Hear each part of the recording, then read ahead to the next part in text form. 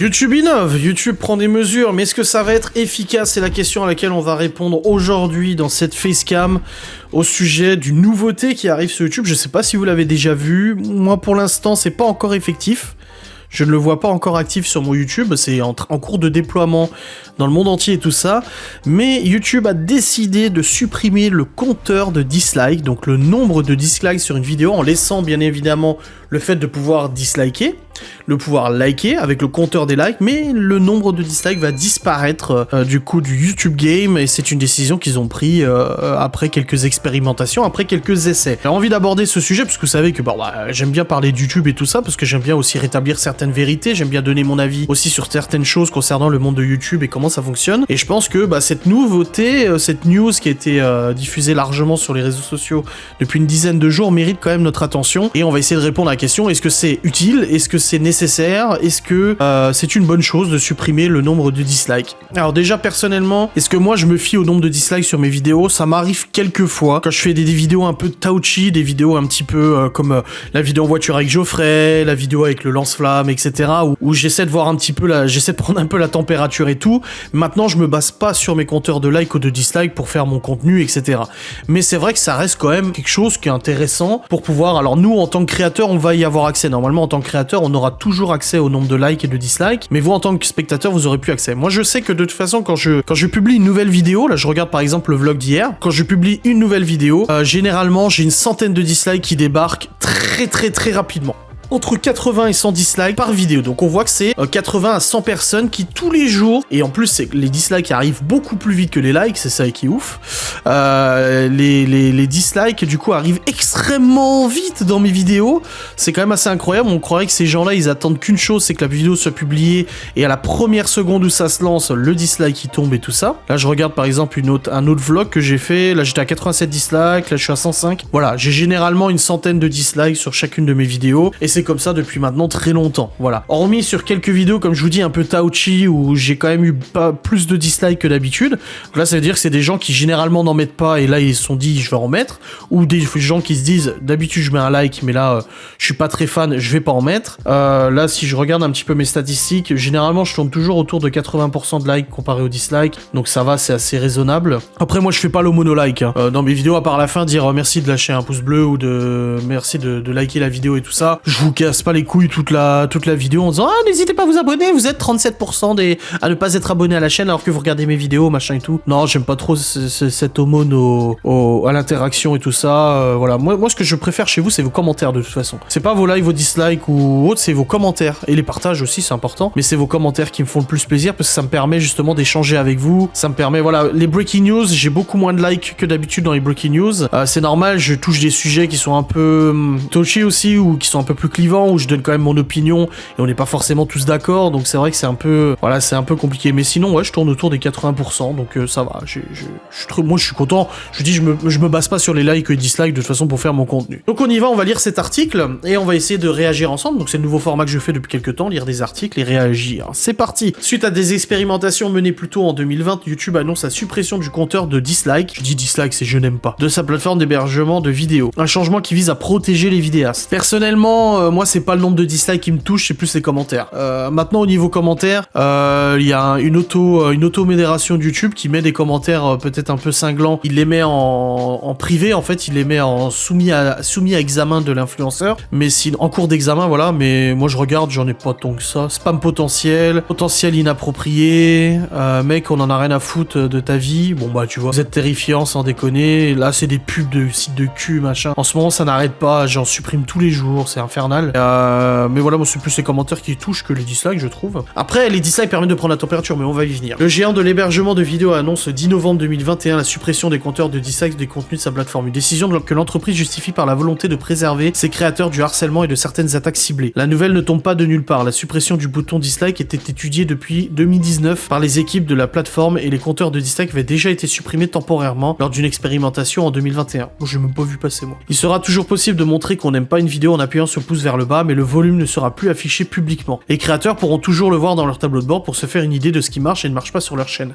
Alors, déjà, c'est bien que nous, on puisse le voir. Donc, en fait, ils disent que c'est pour protéger les créateurs.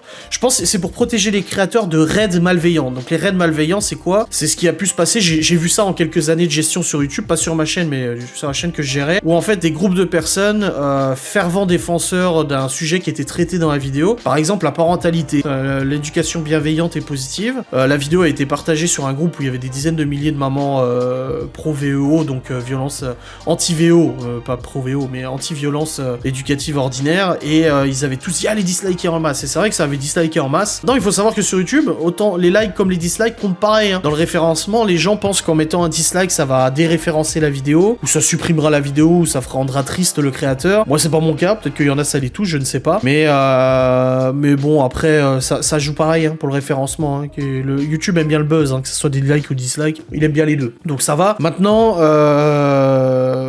on voit souvent, moi je vois souvent moi j'aime bien regarder les commentaires des vidéos que je regarde, et souvent les likes et les dislikes font partie justement un peu du folklore des commentaires. On voit souvent, par exemple, tu regardes une musique super connue, il y a 20 dislikes, il y en a qui dit 20 personnes ne connaissent rien à la musique, des trucs comme ça. Ça en joue un petit peu, les dislikes et les likes, j'en joue un petit peu au niveau des commentaires, mais maintenant ok, d'accord, donc ils veulent éviter du lynchage au niveau des dislikes. Très bien. L'objectif, préserver ses créateurs. L'entreprise explique que ce sont les résultats d'une précédente expérience qui l'amène à cette suppression. D'après le communiqué de YouTube, les données montrent que cette suppression, tout en laissant aux internautes la possibilité d'utiliser le bouton dislike, a engendré une diminution des utilisateurs qui cliquaient sur ce bouton uniquement pour nuire aux créateurs. Alors comment ils peuvent savoir que ça nuit uniquement aux créateurs? Je me pose la question, que c'est uniquement pour ça. Maintenant, bon tu le vois, moi je veux dire, la vidéo est lancée depuis 5 minutes, il y a déjà 100 dislikes, t'as compris. Acte malveillant auquel les petites chaînes étaient semble-t-il particulièrement exposées. De cette manière, les risques d'acharnement vont être réduits. Après, je trouve très bien que YouTube essaie de réduire le harcèlement, les choses comme ça, c'est extrêmement bien. Les haters et tout ça, voilà. Genre, Laura m'a envoyé encore une vidéo sur TikTok hier de quelqu'un qui disait je suis une star, hein. Quand on est une star, c'est qu'on a un hashtag à notre nom, ou c'est pas mon nom pour le coup, donc je comprends pas. Mais que t'as des haters. Si t'as des haters, c'est que t'es connu finalement. Maintenant... vu que le créateur voit quand même le nombre de dislikes, est-ce que ça aura un impact ou pas? Ah, c'est pour éviter le mouvement de foule. En fait, les gens vont être un peu dans le flou, ils vont être là, je ne sais pas combien de dislikes il y a, est-ce que ça vaut le coup que je mette le mien et tout. Pourquoi pas? Après, moi je parle avec mon expérience personnelle. Oui, je pense qu'il y a des gens qui sont touchés par ces masses dislikes et tout. YouTube en premier, hein, on se souvient du Rewind 2019 ou 18, où ça a été la vidéo la plus dislikée de YouTube depuis toujours. C'est un Rewind, donc le Rewind c'est quoi? C'est en fin d'année, YouTube il fait une petite vidéo récap un peu des tendances de l'année sur YouTube, et elle a été ultra dislike, et vraiment masse dislike. Je pense que mon avis est que je suis pas certain que cette suppression soit utile. Même si moi-même je suis touché par des dislikes épidermiques, je vais appeler ça des dislikes épidermiques, c'est-à-dire que c'est pas, la majorité des dislikes ne sont pas des dislikes de contestation, c'est des dislikes épidermiques. C'est il a mis la vidéo, je dislike, tu vois.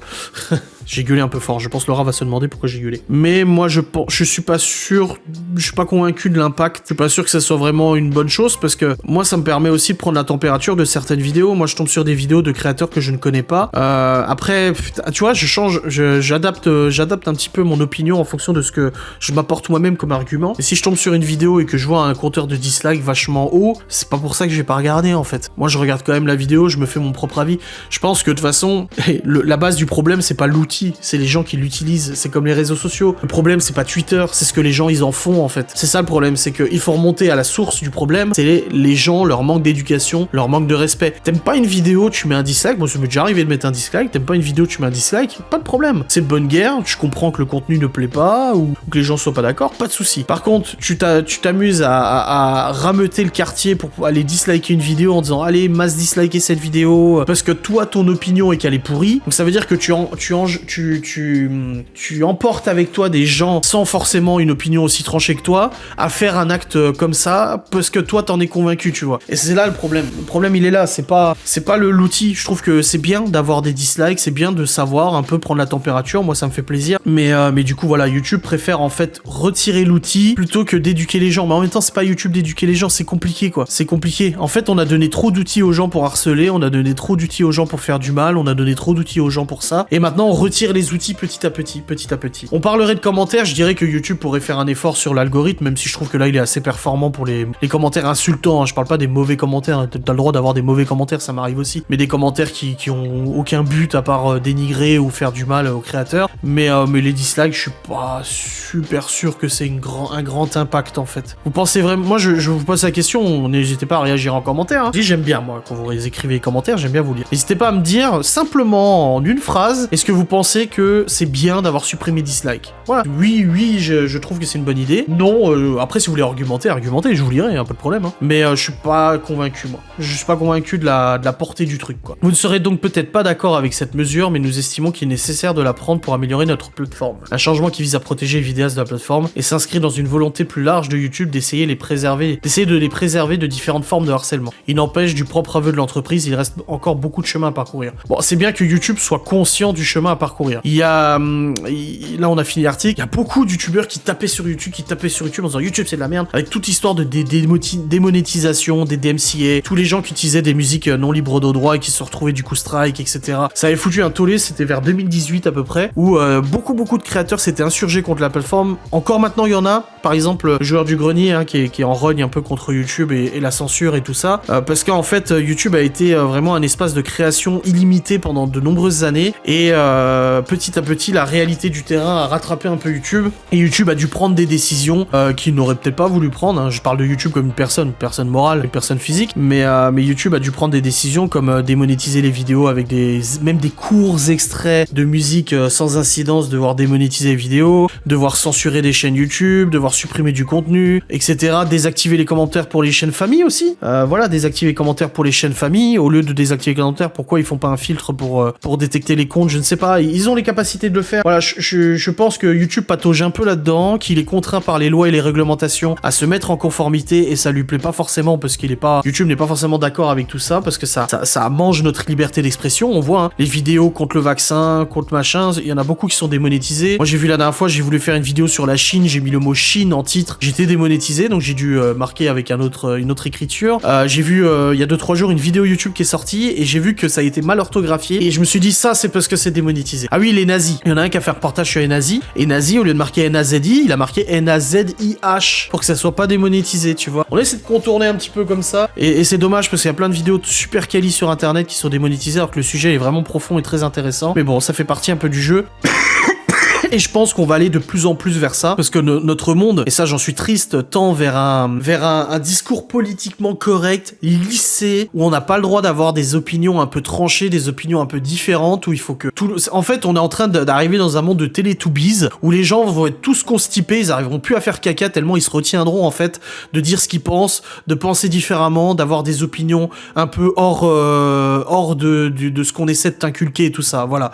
Là aujourd'hui, là ça s'est un peu calmé, il y a quelques années c'était beaucoup les véganes et tout ça, moi j'ai rien contre les véganes, faites ce que vous voulez, hein, moi je m'en fous, mais il y a beaucoup en parlaient, les véganes, machin, etc., beaucoup en parlaient, alors que une grande majorité des véganes sont des personnes adorables, qui ont un mode de vie d'alimentation totalement différent, mais qui sont somme toute agréables. C'est une petite minorité, comme dans tous les groupes, c'est une petite minorité qui foutait le bordel, qui venait disliker les vidéos sur des dégustations, qui venait mettre en commentaire, moi j'ai vu, hein, ils mettaient des commentaires espèce d'assassin, machin et tout, dans des vidéos dégustation et tout, où on était arrivé à un moment où on se disait putain, va falloir faire attention de pas trop montrer de viande et tout ça. Ça s'est un peu calmé, et là maintenant on est plus dans ce monde où il faut faire attention de pas froisser les gens, faut pas trop dire ça, faut pas trop faire ça, attention, faut pas catégoriser les gens, quand tu dis un homme, une femme, et ça peut être un homme, une femme, ou une personne transgenre et tout, mais encore une fois, en fait, c'est comme on est en train de mettre des mots sur quelque chose qui était pas utile. Qu'on combatte contre l'homophobie, contre la xénophobie, oui. Qu'on répugne ces comportements qui sont abjects envers les gens, qui sont abjects envers les genres, envers les choix des gens, oui, je le conçois, et c'est normal.